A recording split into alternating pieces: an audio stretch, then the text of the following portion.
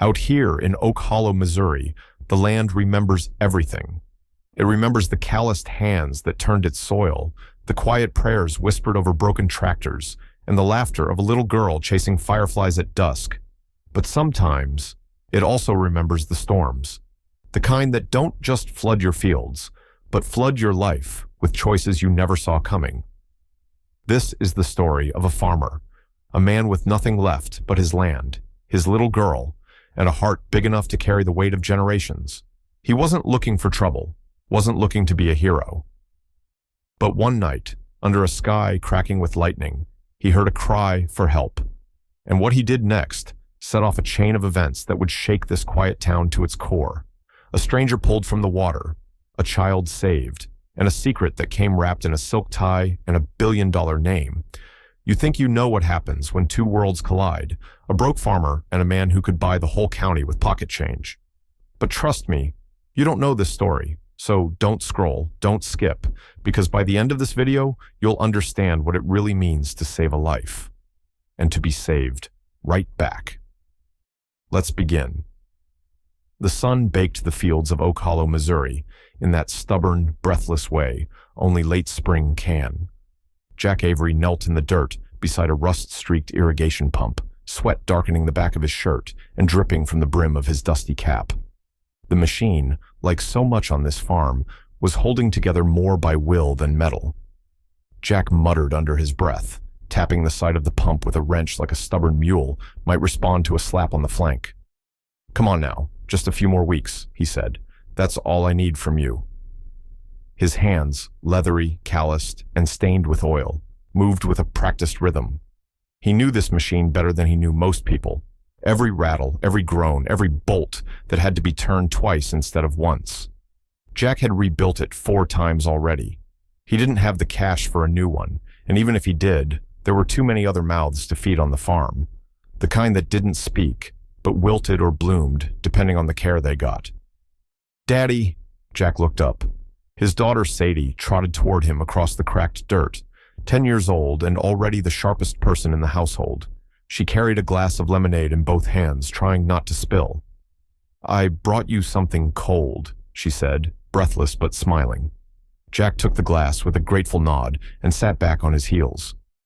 "That right there might be the best thing I've tasted all week. You make this yourself." "Used your recipe," she said proudly. "Extra sugar." He chuckled, ruffling her sun-streaked hair. Sadie had her mother's eyes and his stubborn jaw, a combination that made her look older than 10 and twice as determined. "Hey, Daddy?" she asked after a quiet beat, glancing toward the field. "Are we going to lose the farm?" Jack hesitated, sipping the lemonade to buy a moment. The answer hung like the humid air between them. "Not if I can help it," he said finally, forcing a smile. "You let me worry about grown-up stuff, okay?" Sadie nodded slowly, but the crease between her brows didn't go away. She'd seen the notices on the counter, the way her dad paused at the mailbox before bringing in the mail. Kids aren't dumb. She didn't say anything else, just sat beside him, her boots kicking up dust. The sun began to dip toward the horizon as a pickup truck pulled into the gravel driveway. Jack squinted toward the farmhouse and stood, brushing his hands on his jeans. "That'll be your Aunt Emma," he said. Sure enough, Emma Collins stepped out of the truck with her nurse scrubs half hidden beneath a faded denim jacket. She walked like she had places to be and didn't trust anyone else to get her there on time. At 36, she was still the Spitfire Jack remembered from childhood, but with a heart big enough to mend anything except her brother's pride. "Hey, big brother," she called. "That pump's still trying to die on you?" "Nah," Jack replied, grabbing the wrench again. "Just flirting with the idea." Emma smiled tightly and motioned for Sadie to go inside. "Got some of that cobbler you like on the seat," she told her niece. "Still warm." Once the girl had disappeared inside the farmhouse, Emma's tone changed. The bank called again. Jack let out a slow sigh. "I know. They're not going to wait anymore. July 1st is the deadline, Jack. That's just a few weeks. They made it real clear this time. No payment by then, and they put the land on auction." Jack looked out across his field. The rows of corn and soybeans weren't much to look at now, but they held years of blood, sweat, and memory. His father's sweat, his grandfather's hands, all of it was stitched into this soil. "It'll rain," he said. Emma folded her arms. "That's not a plan." He didn't answer, just bent down to tighten another bolt on the pump. The sun slid lower, painting the field in gold. Later that night, they gathered around the kitchen table. The house smelled like cobbler and old cedar. Jack sat with Emma and Sadie, pushing food around his plate. A battery-powered radio crackled in the corner. Static broke into the local weather report. Heavy rainfall expected overnight, especially near low-lying areas around Lone Pine Lake. Flash flood watches in effect for Oak Hollow and surrounding counties. Emma raised an eyebrow. "Wasn't supposed to be that bad, was it?" Jack shook his head. "They always say that." Sadie leaned her elbows on the table. "Is it gonna flood the farm?" "Shouldn't," Jack said. "We're uphill from the lake. Might get the pasture soggy, but nothing we haven't handled before." Emma wasn't convinced. "Just be careful."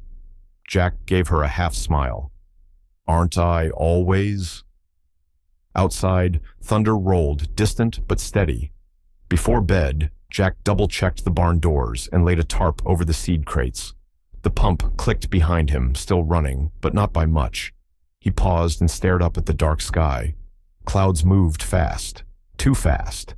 Inside, he checked on Sadie, who slept with her hand tucked under her cheek, her stuffed horse curled beside her. Jack brushed a strand of hair from her face. "Don't you worry, sweetheart," he whispered. "I ain't letting go of this place, not without a fight." But outside, the wind picked up. The first drops began to fall, and far off, faint but clear, a warning siren started to wail. The first raindrops came just after sunset, soft as whispers on the tin roof of the barn. Jack Avery barely noticed. He was elbow-deep under the hood of his old tractor, sweat dripping down his neck, even though the temperature had dropped. The sky had turned that strange, bruised shade of purple-gray that meant trouble. But out here in Oak Hollow, Missouri, folks didn't scare easy when it came to weather, especially not Jack. "Hold the flashlight a little higher, Sadie," Jack muttered. Sadie Avery stood nearby, her arm outstretched, holding the beam steady with the patience of someone twice her age. At just 10, she had her father's steadiness and her late mother's eyes, watchful, wide, always reading the world. "You think we'll get it started tonight?" she asked. Jack grunted as he twisted the socket wrench. "If the old girl cooperates, we might. Gotta get the hay hauled up before that creek decides to rise." Sadie glanced toward the horizon. Lightning flared behind the tree line, distant but growing bolder. The smell in the air had changed too, ozone and soil, like the sky was about to break wide open.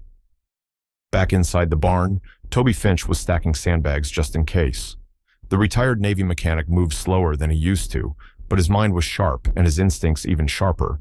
He'd seen enough storms to know when the weather folks were underestimating. "It's coming in heavier than they said," Toby called over. "Got a bad gut feeling about this one, Jack. Might want to think about moving the livestock to higher ground." Jack wiped his hands on a rag. "We'll ride it out. I've seen worse." "Don't be too sure," Toby warned, his voice low. "This one's got a strange push to it." By the time the last bolt was tightened, rain was falling in earnest. Jack and Sadie made a run for the farmhouse, boots squelching through the wet ground. Thunder cracked overhead, close enough to rattle the windows. The dog, Scout, barked from the porch, tail stiff with nerves. Inside, the farmhouse felt safe for the moment. The generator hadn't kicked in yet, but the kerosene lamps lit the kitchen in a golden hue. Jack poured Sadie a cup of hot chocolate, then turned the radio up. Flash flood warning now in effect for southern Missouri, including Oak Hollow and surrounding counties. Residents near low-lying areas and creeks should evacuate or take shelter immediately. Jack turned the volume down and shot Sadie a reassuring smile.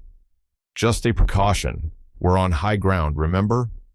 She nodded, but didn't look convinced. Scout started barking again, sharper this time. Jack moved to the window. The wind had picked up, and rain was slanting sideways. He couldn't see much beyond the porch light, but something in his gut tugged. Then he heard it. 3 horn, short, sharp blasts. A pause. Then 3 again. It was a distress signal. Sadie had heard it too. She'd been upstairs in her room with Scout curled at her feet, both of them watching the storm roll in when the sound came through the wind, unnatural and frantic. She'd come running downstairs, eyes wide. "Daddy, someone's in trouble." Jack hadn't hesitated. He threw on his raincoat, grabbed the heavy flashlight he kept by the back door, and told Sadie to stay inside. By the time Jack Avery slammed the door of his old Ford F-250 shut and cranked the engine, the sky was a rolling canvas of bruised gray, smeared darker with every passing second. Then he took off down the gravel path toward the county road, wheels spitting mud. The wipers squeaked against the windshield, struggling to keep up. Lightning forked across the sky, painting the Ozark Hills in ghostly white light. The narrow road that snaked along the edge of Lone Pine Lake was slick and half-flooded, a winding ribbon between trees bent low with the weight of rain. The horn blared again, closer now. Jack rounded the bend near the old Ranger pull-off and slammed the brakes. The truck skidded slightly before coming to a halt, tires crunching loose gravel. There it was, a black SUV, nose down in the lake, the back end still visible but sinking fast. The taillights flickered under the gray downpour like dying embers. The vehicle had punched through the guardrail and was now tilting at a dangerous angle, half submerged. Jack jumped out, boots sloshing into ankle-deep water immediately. The air smelled like wet pine, gasoline, and panic. He ran down the embankment, heart pounding. As he got closer, he could see movement inside the vehicle, a child in the back seat.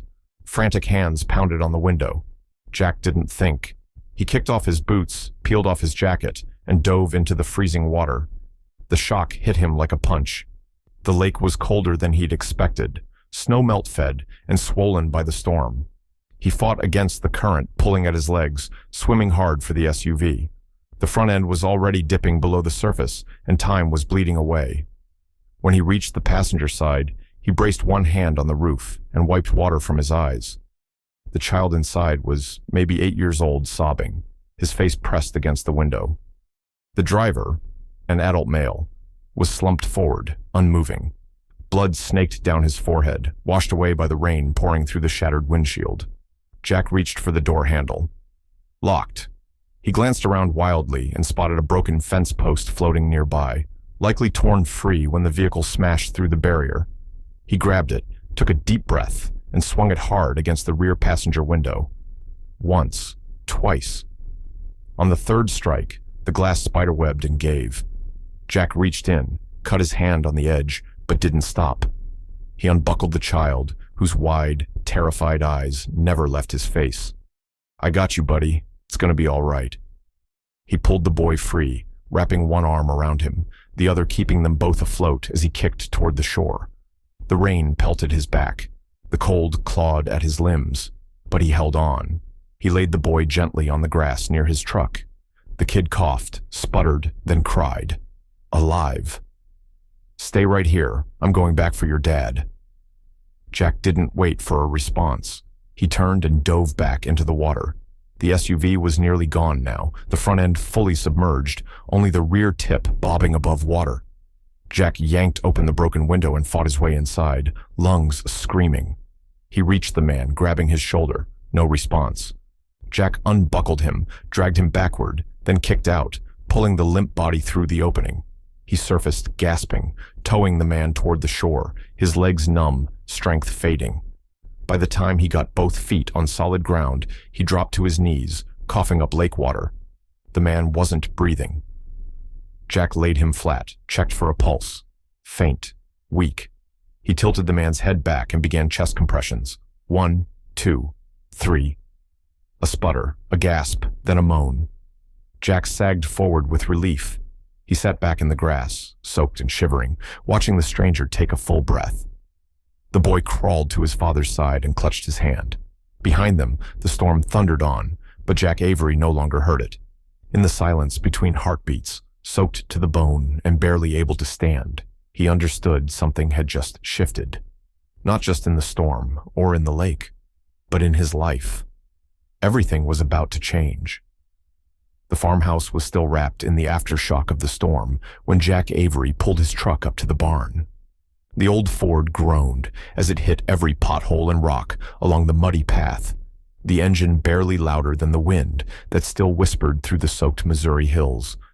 Jack's shirt clung to his back, soaked to the bone, and his boots squelched as he stepped down into the mud. In his arms, the limp weight of the man he'd pulled from the SUV shifted, and Jack grunted. "Sadie, get the door," he called out over his shoulder.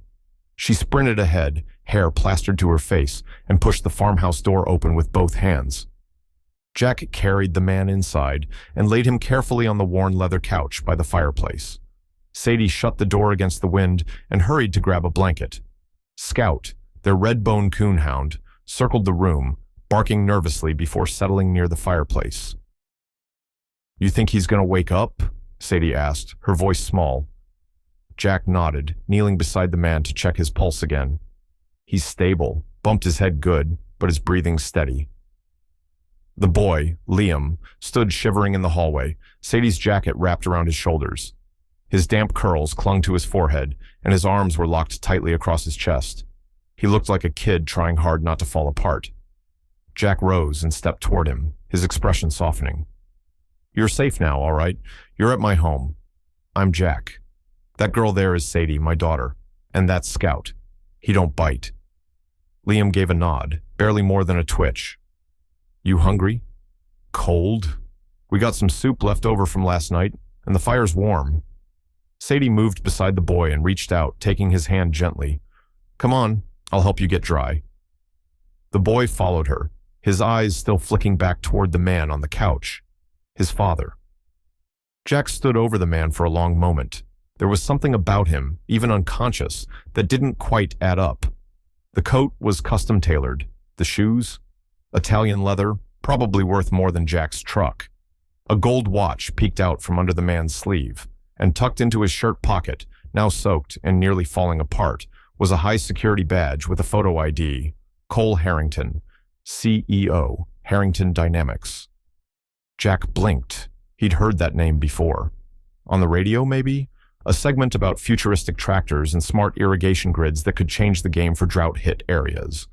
Harrington Dynamics was building the future of farming. Jack had dismissed it at the time. Sounded like city talk. Nothing that applied to Oak Hollow. He studied the man's face again, pale but clean-shaven, even in a storm. The kind of man who probably never got mud on his boots unless it was part of a marketing shoot. Still, he'd been just a father, trying to get his boy out of a flooding SUV. Jack stood up and moved to the kitchen. He poured hot coffee into 2 mugs, set one aside, and brought the other back to the living room. Sadie returned with Liam wearing one of Jack's flannels, sleeves rolled up past his elbows. His wet clothes were drying near the stove. "Dad, his name's Liam," she said. "He's 8. His mom and dad are divorced, and he was visiting from California." Liam watched her quietly, then looked at Jack. "Is my dad going to be okay?" "Yeah," Jack said, crouching down to meet the boy's eye.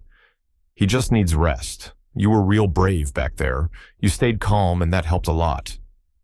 Liam didn't reply, but his lips pressed together in a tight line, like he was trying to hold back tears.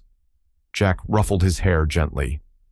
"Why don't you sit by the fire with Scout for a bit? He likes ear scratches." The boy nodded, then slowly lowered himself to the rug by the fireplace. Scout laid down beside him, tail thumping once. The man on the couch stirred. Jack turned quickly. He blinked, then groaned. "You're all right," Jack said. "You're safe. Don't try to sit up too fast." The man's eyes opened, unfocused at first, then slowly landed on Jack's face. "Where am I?" "Oak Hollow. My farm, just outside town. You were in an accident near the lake. Your SUV was taking on water. You hit your head. I pulled you and your boy out." The man looked around, sitting up gingerly. He winced and pressed fingers to the bandage on his temple. "My son?" "Right there by the fire," Jack said. The man's eyes went to the boy. Relief washed across his face. "Thank you," he said, voice hoarse. "Don't mention it." The man blinked again, like the pain was finally giving way to awareness. His eyes locked onto Jack. You saved both of us." Jack gave a slow shrug. "Had to. You were sinking. Didn't have time to wait for help." The man extended his hand. "Cole Harrington. Jack Avery." Their hands met in a firm, respectful shake. "I don't know how to repay you," Cole said. Jack shook his head. "Not about that. Just glad you're both all right." A knock came at the door. Jack turned. "It'll be Emma." He opened it to reveal his sister, rain-slicked coat and all, holding a first aid bag. Her eyes swept the room. "He wake up yet?" "Just did," Jack said. "Come on in." Emma entered, giving Cole a nurse's assessing eye. "Emma Collins," she said, "Jack's sister. Let me take a look at that head." Cole tried to sit straighter. "I think I'm all right." "Let me be the judge of that," she replied, already moving toward him. Jack watched them as Emma gently peeled away the bandage. She clicked her tongue. "Could use a stitch, but it'll hold." "You dizzy? Nausea?" "A little, but manageable." Emma gave a curt nod, then turned to Jack. "He'll live." "Oh, told you," Jack said, smirking. Cole glanced around. "This is your place?" Jack nodded. "Been in the family since my granddad. Got about 140 acres, mostly soy and some corn." "It's beautiful," Cole said. "Quiet. Honest." Jack raised an eyebrow. "Not what city folks usually say." "I'm not most city folks," Cole said, glancing at Liam. "And after tonight, I might be rethinking a few things." Emma leaned against the doorway, arms crossed. "So you really are that Cole Harrington? The tech guy?" "I guess so," Cole said, chuckling. "Though tonight, I was just a dad who got lost in a storm." "Well," Emma said, nodding toward Jack, "you got lucky he found you." Cole met Jack's eyes. "I know." The room fell into a gentle quiet. The fire crackled. Rain tapped at the windows. Liam yawned, leaning into Scout, who didn't move. Cole looked at Jack. "If there's anything I can do to—" Jack held up a hand. "Just rest for now. We can talk when you're both dry and fed." He moved toward the kitchen. "I'll heat up some stew. Emma, stay for dinner?" She nodded. "Wouldn't miss it." And for the first time in what felt like years, the farmhouse wasn't quiet because of emptiness. It was quiet in the way full places are, in the way that something unexpected had shifted, in the way strangers, once pulled from the edge, start becoming something more than just visitors. Out in the dark, the last of the storm rolled past Oak Hollow. Inside, two families, one broken, one burdened, shared a meal by firelight, not yet knowing how this night would reshape everything they thought they knew about life, land, and what it meant to be saved. The morning broke gray and sullen, like the sky was still deciding whether it wanted to cry more rain or just leave everything soaked in its wake. Jack Avery stood at the edge of his porch, boots muddy from an early walk across what remained of the southern field.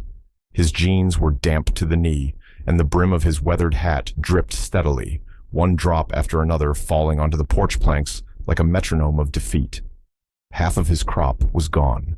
Overnight, the heavy rains had turned the lower fields into a muddy mess, half flooded and wholly ruined.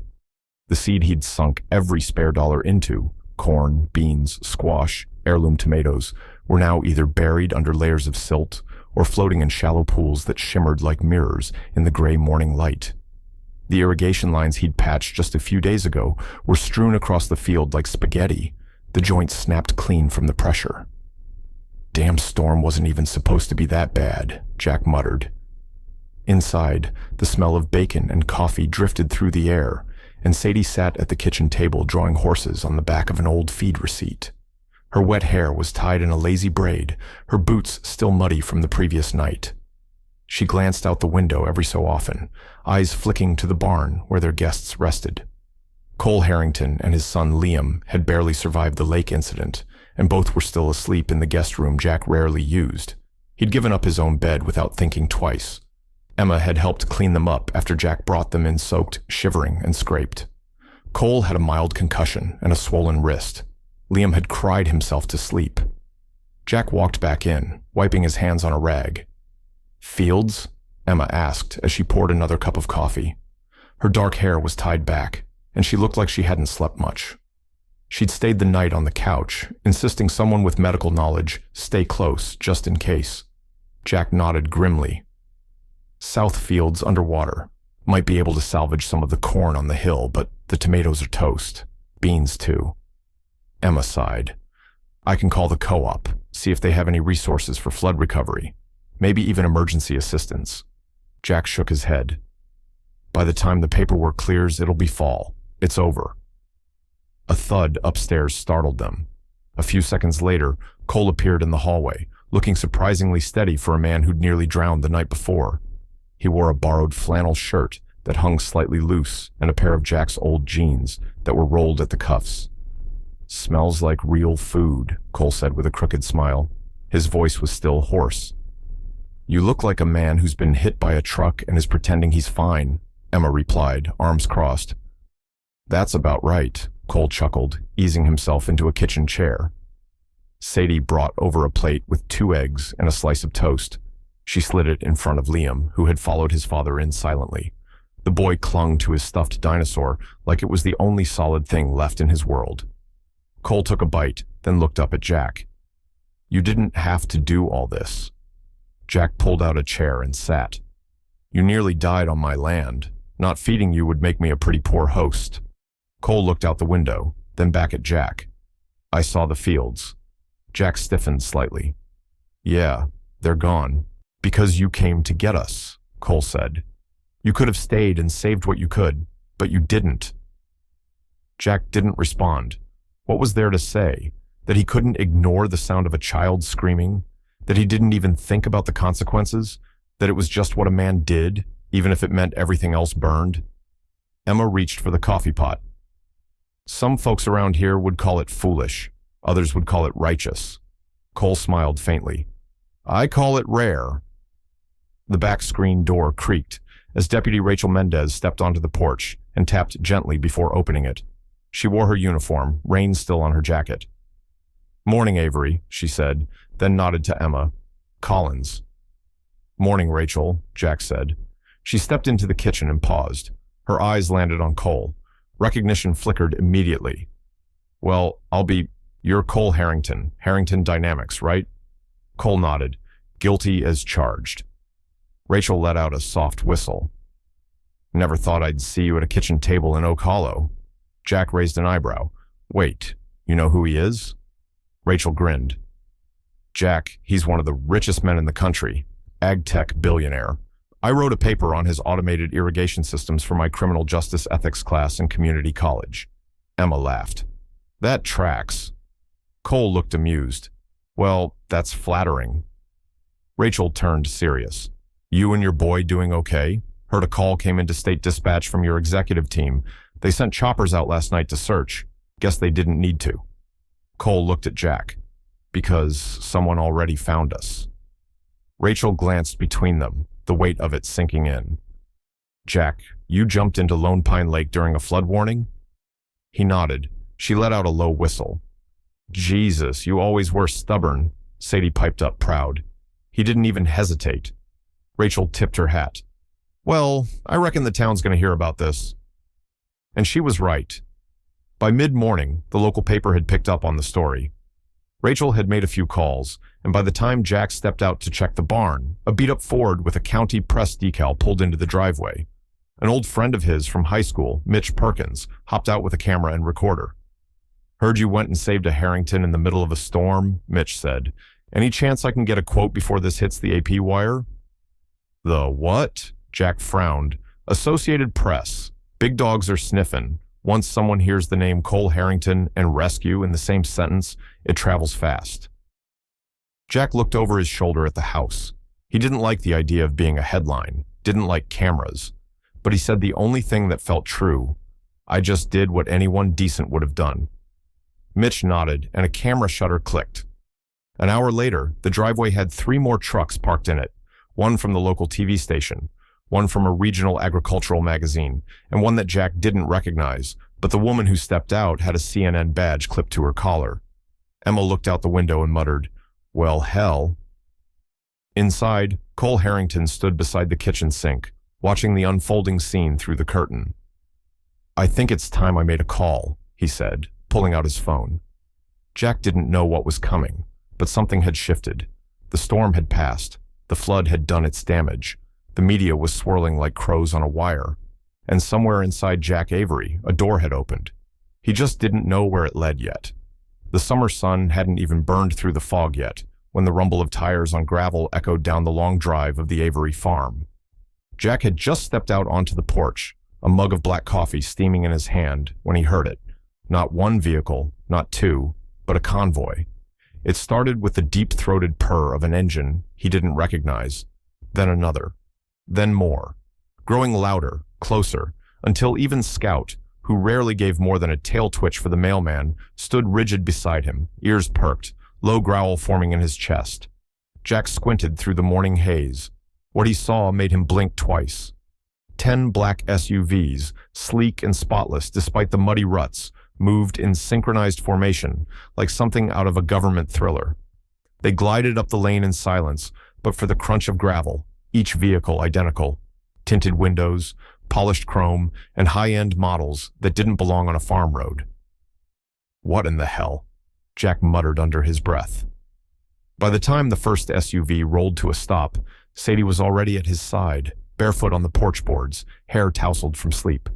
She clutched her stuffed horse under one arm, her eyes wide.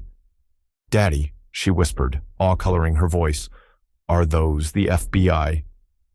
Jack didn't answer. He set his coffee down and stepped off the porch, heart thudding in his chest. The driver's door of the lead SUV opened, and out stepped a man in a dark suit with a Bluetooth earpiece and the posture of someone used to being obeyed. He gave Jack a curt nod. "Mr. Avery, Mr. Harrington asked us to assemble here." Before Jack could answer, another SUV opened, this time revealing Cole Harrington himself, stepping out dressed in clean jeans and a button-down, still favoring his ankle, but walking stronger than he had the day before. He carried a black suitcase in one hand and wore the tired expression of a man who hadn't slept, but had made peace with it. "Jack," Cole said, nodding with a faint smile, "hope we didn't spook the livestock." Jack looked at the lineup of vehicles, then at Cole. "You came back like you're invading Iraq." Cole chuckled. "Yeah, well, this is what logistics looks like when your legal team insists on a full security protocol." Behind Cole, more figures emerged, men and women in business casual attire, holding tablets, rolling briefcases, talking into earpieces. They fanned out like ants across the yard, some snapping photos, others inspecting the barn, a few speaking rapidly on phones. Jack folded his arms. "What is this?" Cole gestured to the suitcase. "Let's talk." They sat at the kitchen table, Cole placing the suitcase between them. Sadie hovered in the doorway until Jack nodded at her. "It's okay, honey. You can listen if you want." She sat cross-legged on the floor beside Scout, who curled up protectively. Cole opened the suitcase. Inside was a thick stack of documents, a digital tablet, and a sleek leather folder with Harrington Dynamics embossed in gold. "Let me cut to the chase," Cole said. "You saved my son. That's a debt I'll carry the rest of my life. But I'm not here to repay that debt with charity. I'm here because I think you're the exact kind of person I want leading our Midwest pilot project." Jack didn't say anything. His jaw flexed, his eyes narrowed. Cole continued. "Harrington Dynamics has been planning a sustainable farming pilot for over a year. Real farmers, real land, real results. We scouted 50-plus locations, interviewed dozens of candidates. But after spending the last day under your roof, seeing how you run things, I stopped the search. This is the place." He pulled out a folder and slid it across the table. Jack opened it slowly. The words, Midwest Agritech Pilot Partnership, were stamped at the top. "You keep ownership," Cole said. "We invest in infrastructure, solar arrays, irrigation systems, automation, soil monitoring tech. You get a stipend, an operations team, and full say over what stays and goes. You'll also get revenue share from any tech trials run on your land." Jack flipped pages in silence. Every word felt heavier than the next. Numbers, diagrams, maps of his land overlaid with high-tech projections. "Why me?" Jack finally said. "You don't know me. I'm a broke farmer with 2 busted knees and a half-broken tractor." "Because you care more about saving a child than your crops," Cole said simply.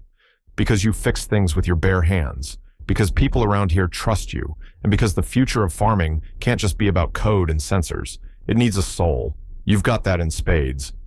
Silence filled the kitchen. Even Scout stopped his tail from wagging. Jack closed the folder.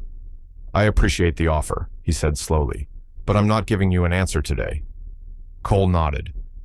Didn't expect one. He slid a business card across the table. Here's my direct line. No assistants, just me. He stood, grabbed his suitcase, and glanced down at Sadie. Thanks for sharing your porch yesterday, he said gently. Sadie grinned. Next time, bring donuts. Cole laughed. Deal. As the SUVs pulled away an hour later, Jack stood on the porch, folder in hand, eyes locked on the horizon. Sadie stepped beside him. Daddy? Yeah, baby? If we do this thing, does that mean you won't lose the farm? Jack looked down at her, then back at the tire marks those SUVs left in the gravel. I don't know, he said quietly, but it might mean we change it, maybe for the better. Scout leaned against his leg, and for the first time in weeks, Jack didn't feel the weight of the world quite so heavy on his shoulders. The afternoon sun filtered weakly through the remnants of storm clouds as Jack stood on the edge of his porch, watching the 10 black SUVs parked like silent sentinels across his gravel driveway. The chaos from earlier had simmered down, but something electric lingered in the air, like the charged hush before lightning strikes. Sadie leaned against the porch rail beside him, her eyes darting between the vehicles and the strangers moving with precision through the mud. Daddy, are we in trouble? She asked, her voice quiet, but carrying a weight beyond her years. Jack looked down at her, brushing a damp strand of hair behind her ear. No, sweetheart, I think this is something else. Inside the house, the table was cleared except for the mason jar of wildflowers Sadie had picked 2 days ago. Emma stood near the sink, her arms crossed as she watched the scene unfold through the kitchen window. She'd changed out of her scrubs into jeans and an old River Valley Panthers sweatshirt, but she still carried the air of someone ready to spring into action at any moment. Cole Harrington, now cleaned up and steady on his feet, stepped onto the porch behind Jack. He'd borrowed one of Jack's old button-down shirts and a pair of work boots that were a size too big. The CEO looked every bit the part of a man who didn't care about appearances, only results. Mr. Avery, he began, his tone formal, but not stiff. Do you have a moment to speak in private? Jack studied the man for a beat, then nodded toward the barn. Best place for talking business. Come on. They walked side by side through the wet grass, the barn looming like a weathered guardian of Avery land. Inside, the air still smelled of oil and hay. Jack leaned against a post, arms folded, while Cole paced slowly, gathering his thoughts. First of all, Cole said, stopping to face Jack, thank you again. I know you've heard it a dozen times already, but I need you to understand that what you did out there at the lake wasn't just brave. It was the kind of thing that changes lives. You saved mine, and you saved my son's. Jack shrugged. Just did what needed doing. Nothing more. Cole smiled slightly. Spoken like a man who doesn't see the magnitude of his actions. But I do, and so does everyone who works for me, which is why I'm here. He pulled a slim leather portfolio from under his arm and handed it to Jack. Harrington Dynamics has been quietly developing a pilot program. It's called Project Hearthfield. The idea is simple, to create sustainable smart farms across different regions of the country, run by real farmers, not corporate managers. These farms would be showcases, yes, but they'd also be operational, productive, profitable. Jack opened the folder, flipping through diagrams of irrigation grids, crop rotation plans, solar integration layouts. It was a roadmap for a futuristic farm nestled within his own landscape. But he didn't let himself react yet. Cole continued. We've scouted over 100 properties, but none of them had what yours does. Your location is ideal. Proximity to water sources, strong community network. But more than that, your reputation, your story. That means something. Jack closed the folder, lips pressed in a firm line. And what exactly are you offering? Cole took a breath. A full partnership. You retain ownership of your land. We invest in infrastructure, solar, irrigation, soil restoration, you name it. We provide cutting-edge equipment. In return, you become our Midwest flagship. We send engineers and techs to train here, but they report to you. You run the farm, the way you see fit. Jack was silent for a long moment. He turned, walking to the stall where his late wife's favorite mare used to bed down. The wood still held faint scratches where she used to paw the boards. "I ain't never run anything but this patch of dirt," Jack said finally. "Ain't got a college degree. Never even owned a computer till Emma bought me one last Christmas. You sure you want someone like me being the face of your high-tech farm?" "Absolutely," Cole said without hesitation. "Because you're the exact kind of person we need. Someone grounded, respected, someone who understands that the land doesn't just produce, it teaches." Jack chuckled dryly. "That sounds mighty pretty, coming from a man who wears shoes that cost more than my truck." "Guilty," Cole admitted with a grin, "but I wasn't always this guy. I grew up in a trailer in West Texas. My mom worked 2 jobs to keep the lights on. My grandfather was a farmer. Old school. He taught me to hold a wrench before I ever touched a keyboard." That revelation gave Jack pause. He looked at the man with new eyes. "You got guts, showing up here in person. Most folks in your position would have sent a team and a contract." "I needed to see you face to face," Cole said. "This isn't about saving a farm. It's about building a legacy. Together." Jack nodded slowly. "I'll need time. This ain't the kind of thing you decide over a handshake and a cup of coffee." "Take the time," Cole said, "but not too long. The growing season waits for no one." They walked back to the house together. The barn door creaked shut behind them, like the closing of one chapter and the hesitant opening of another. Sadie and Emma were still on the porch, now joined by Toby Finch, who'd heard the ruckus and come to check in. Cole paused before heading back to the convoy. "You saved my boy," he said quietly, "and I can't ever repay that. But maybe this is the next best thing." Jack watched as the SUVs rumbled to life and rolled down the long dirt drive, kicking up a trail of red clay behind them. He stood in silence, the folder still in his hands, the weight of it heavier than paper.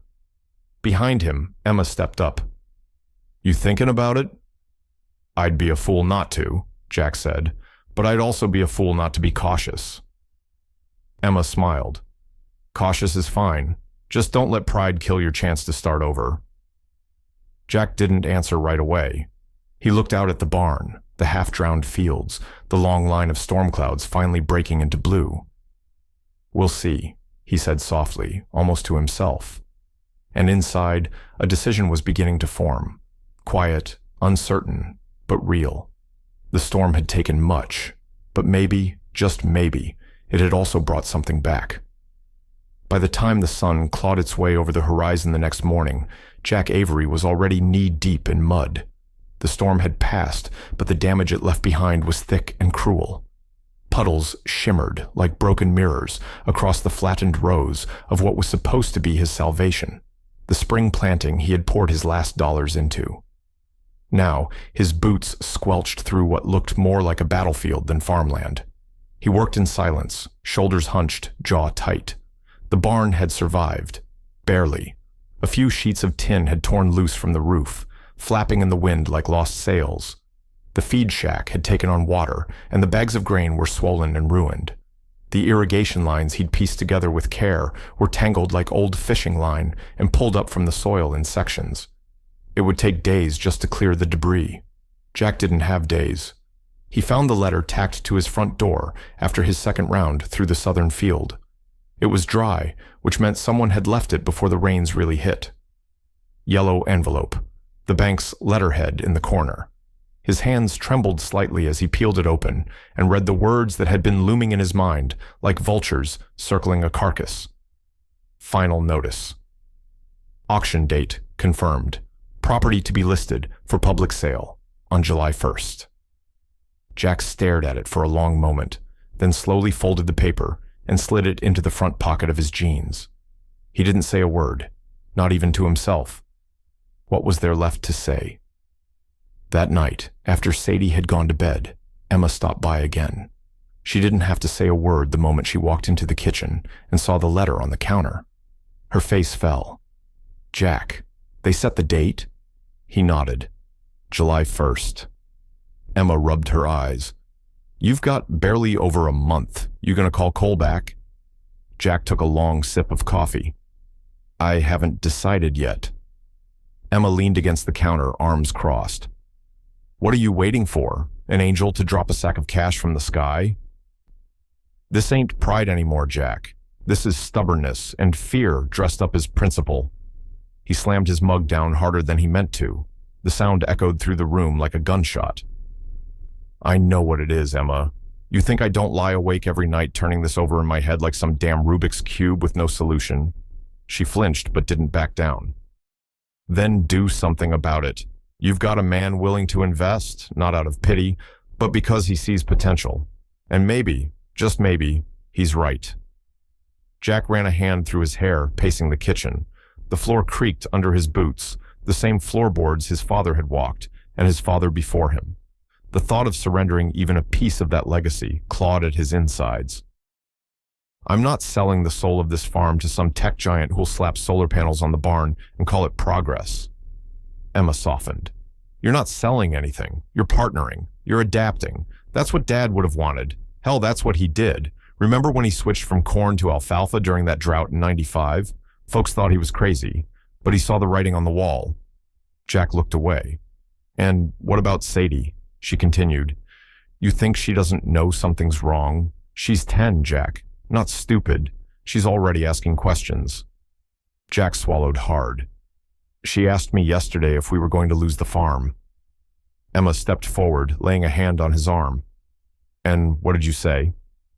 I lied, Jack said, voice cracking. I told her everything was going to be fine. For a long time, neither of them said anything.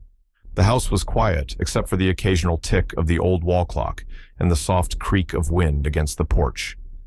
Eventually, Emma gathered her things. I'm always here, you know, no matter what you decide. But don't wait too long, Jack. Time isn't on your side. After she left, Jack stood at the window, looking out at the moonlit yard. Scout stirred from his place by the stove and patted over, nuzzling Jack's hand. Jack gave the dog a weak scratch behind the ears. Maybe she's right, old boy, he murmured. Maybe I am holding on to something that's already slipping through my fingers. The next morning, Jack went out to check the irrigation lines again. As he pulled debris away from the pump station near the east field, something caught his eye. An old, weathered notebook jammed behind a wall beam, dry and dusty despite the rain. He opened it and immediately recognized the handwriting. His father's. It was a journal, notes on crop yields, planting schedules, rainfall patterns, but also thoughts, frustrations, hopes. One entry stopped Jack cold. Don't die for the land. Live for what it gives. It's not just dirt and work. It's the people you feed, the daughter you raise, the peace you feel at sunrise. That's the real harvest. Jack sat there in the dirt, that notebook in his lap, the wind whispering through the trees. He didn't cry often, hadn't cried at his father's funeral.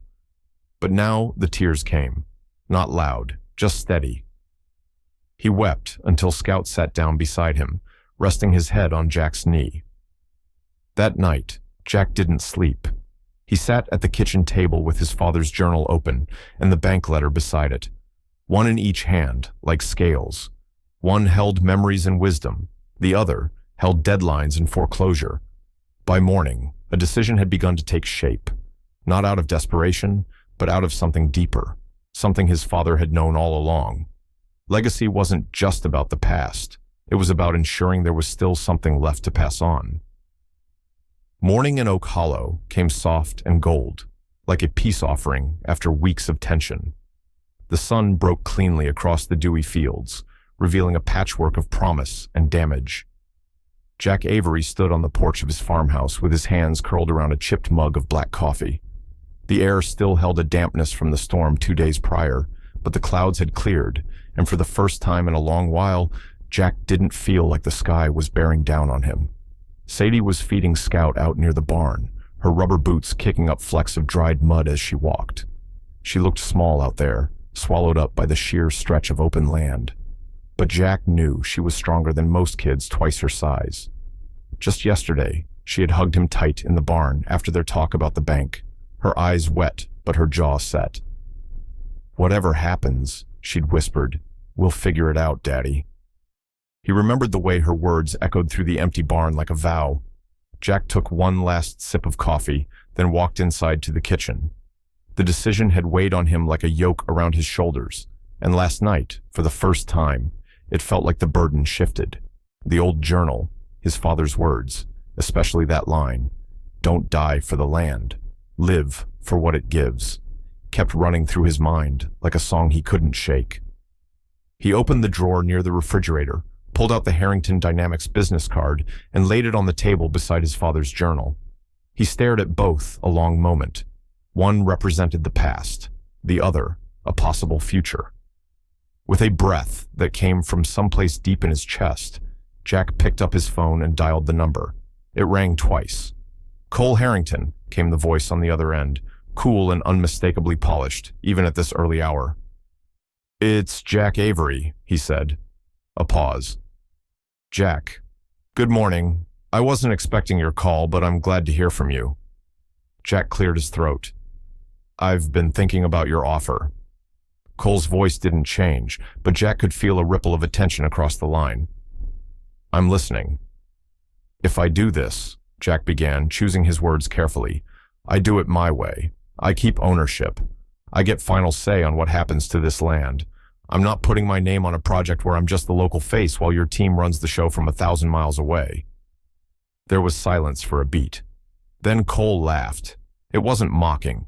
It was warm, surprised, and full of something Jack didn't expect, respect. "That's exactly why we want you, Jack. You're the guy who'd jump into a damn lake to save a stranger's kid. You're not here for the photo ops." Jack didn't answer right away. He looked out the window again, watched Sadie crouch down to pat Scout on the head.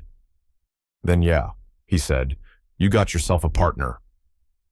Within hours, things started moving faster than Jack could have imagined. Cole was true to his word. The next morning, 3 Harrington Dynamics trucks rolled up the long gravel driveway just after sunup, trailers in tow. One carried a compact solar-powered irrigation system, another modular fencing and surveillance equipment, and the third, a mobile command unit that looked like something out of a sci-fi movie. Toby Finch showed up around noon, looking half skeptical, half proud. The old man climbed out of his beat-up Chevy with a grunt and surveyed the scene like a general returning to a battlefield. "Heard the tech cavalry rolled in," he said, squinting at a young engineer measuring soil pH with a handheld scanner. "Y'all got a USB plug for a man with a wrench?" Jack grinned and clapped Toby on the back. "I could use a second set of hands, old-timer." "That's what I thought. I brought my tools." Inside the barn, Harrington Dynamics was setting up a small control hub. One of their engineers, a woman named Camilla, was showing Emma how to use a digital dashboard that tracked water usage, soil moisture, and crop growth in real time. "This thing can tell you if your carrots are thirsty," Camilla joked. Emma smirked.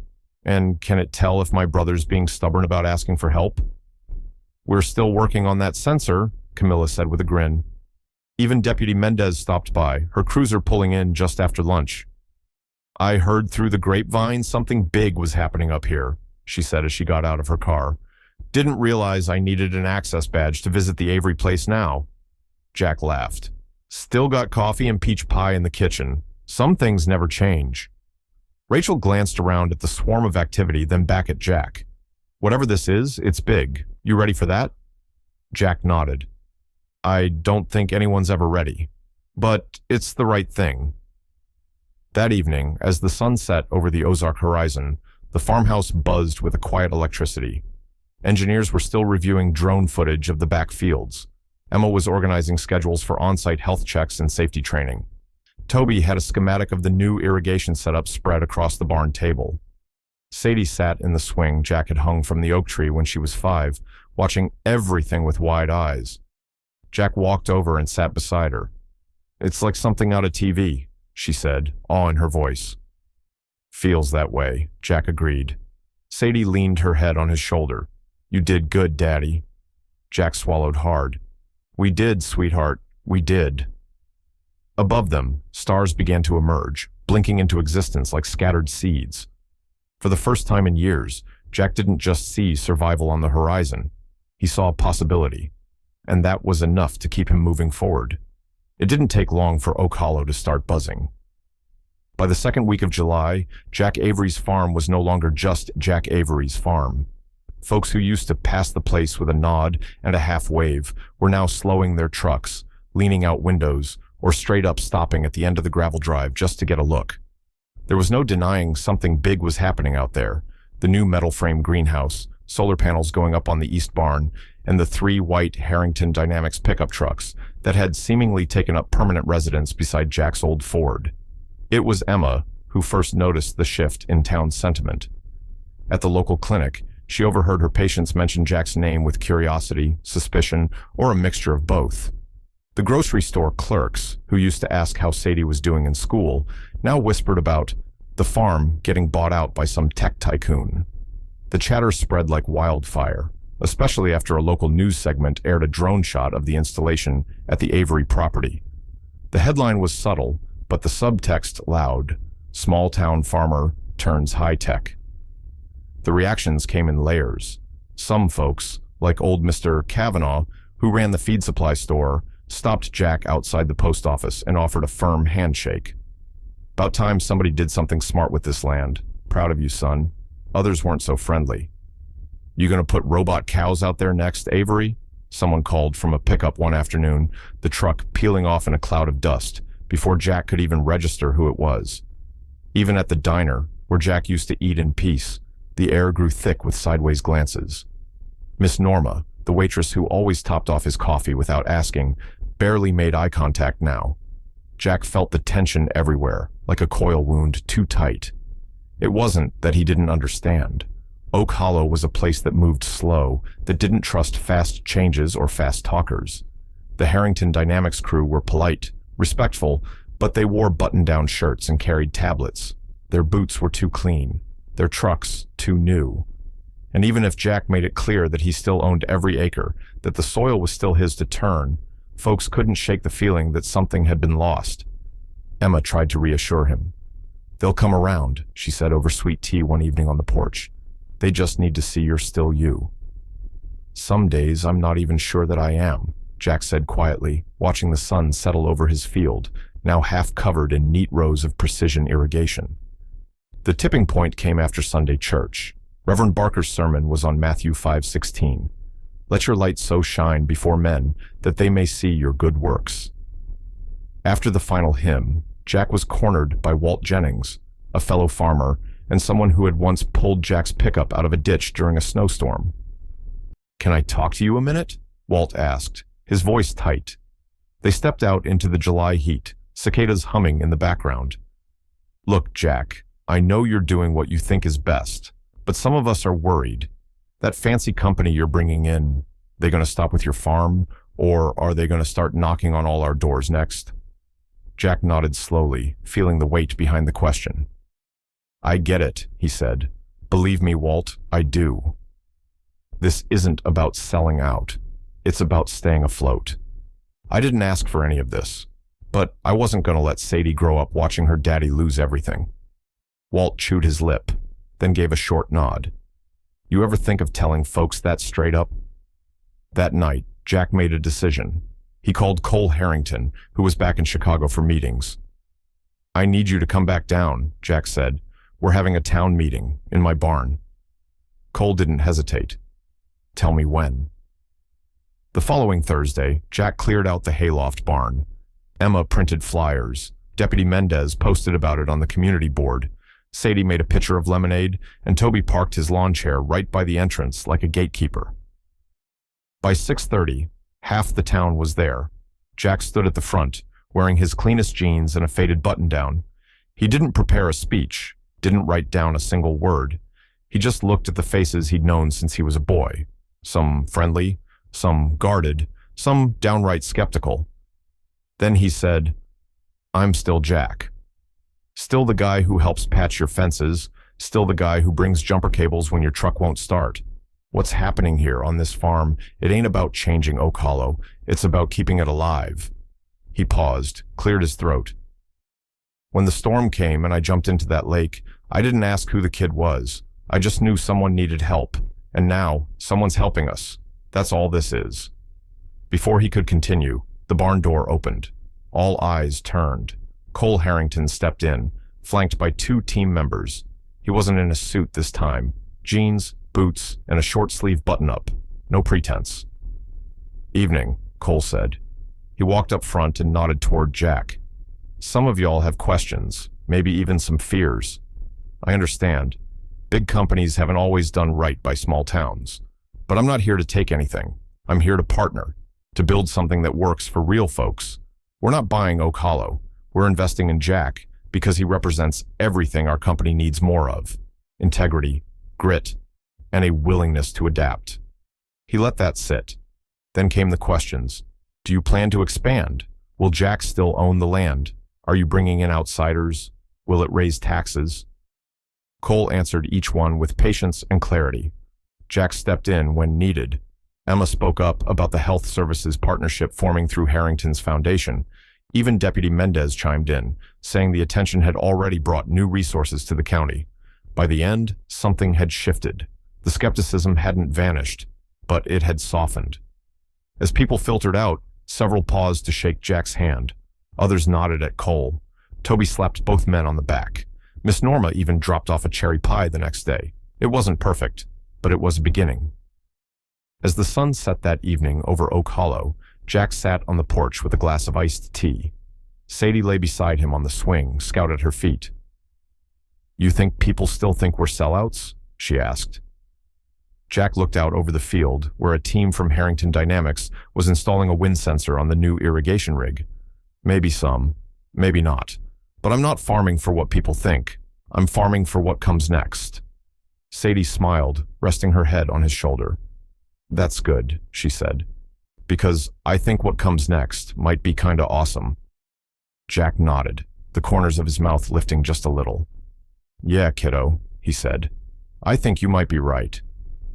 6 months later, the landscape of Oak Hollow looked like a place reborn. Gone were the flooded, crumbling fields of Jack Avery's farm. In their place rose neat rows of crops: kale, sweet corn, sunflowers, and even strawberries, flourishing under the glint of solar-powered irrigation arms that moved with smooth precision. On the eastern edge of the property, gleaming silver panels absorbed the sun, powering both the barn and the newly installed smart monitoring systems that beeped quietly with real-time data on soil health and weather conditions. Jack stood on the porch with a mug of black coffee in hand, a worn ball cap shielding his eyes from the early sun. He looked out across the fields, inhaling the clean scent of morning dew and rich earth. It wasn't just the land that had changed. It was everything. Behind him, laughter rang from the barn, children's voices high and excited. Inside, Sadie led her weekend farm club, a dozen kids from nearby towns who now came every Saturday to learn about sustainable farming, animals, and the value of dirty hands. Scout the dog trotted among them like a shaggy chaperone, tail wagging. Emma arrived just as Jack took a seat on the porch swing. She carried a clipboard, her nurse's badge now joined by an official Harrington Dynamics lanyard. The health and safety audit passed, she announced. Not a single flag. Jack raised his eyebrows. That a fact? That's a fact, Mr. Avery, she said, smiling. And the hydration stations were a hit. Even Deputy Mendez complimented the hand-washing sinks. Jack chuckled. Well, if Rachel's impressed, maybe we're doing something right. From the dirt road came the crunch of tires. Jack stood, squinting as two familiar figures approached, Cole Harrington and his son Liam. Cole stepped out of the sleek SUV, looking more relaxed than Jack had ever seen him. He wore jeans, boots, and a gray Henley shirt, CEO casual. Liam, still wiry and quiet, bolted straight for the barn. Sadie! Scout! Sadie emerged, hands on her hips, already grinning. Liam, you're late. The goats already ate breakfast without you. The two kids ran off together, Scout barking behind them. Cole joined Jack on the porch, accepting a mug from Emma before settling beside his partner. They sat in comfortable silence for a moment, surveying the transformation that stretched out before them. You know, Cole began, sipping his coffee, my board thought I was crazy at first, investing in a demonstration farm in a rural Missouri valley, putting our name on a place that runs compost piles and community garden lessons. Jack smirked. They still think that. Cole shook his head. Not after last month's numbers. Between the data coming out of your soil monitors, the efficiency of the irrigation redesign, and the community outreach, we've got 5 more towns asking to partner. Jack leaned back, his boots resting on the edge of the porch rail. Can't say I ever pictured being a model for anything but hard luck. Cole gave a dry laugh. You're more than a model, Jack. You're a blueprint. Down in the field, a drone buzzed softly overhead, mapping the perimeter for Cole's team. A pair of high school interns tracked it from a tablet, recording metrics. Next to them, Toby Finch oversaw a group of veterans learning how to convert old tractor parts into hydroponic rigs. It had grown into something more than a farm. It was a movement. Inside the barn, one corner had been retrofitted with touchscreen kiosks, where curious visitors could explore crop rotations, water conservation tips, and the farm's evolving history. On a central plaque, etched into bronze, was the line Sadie had insisted they include.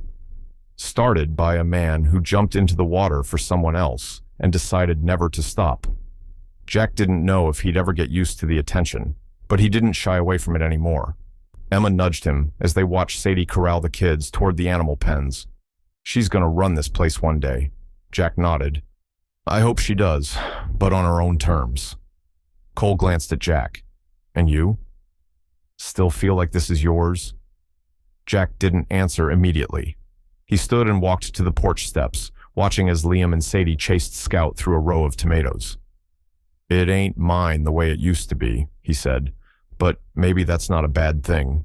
This land's still feeding folks, still teaching kids, still standing.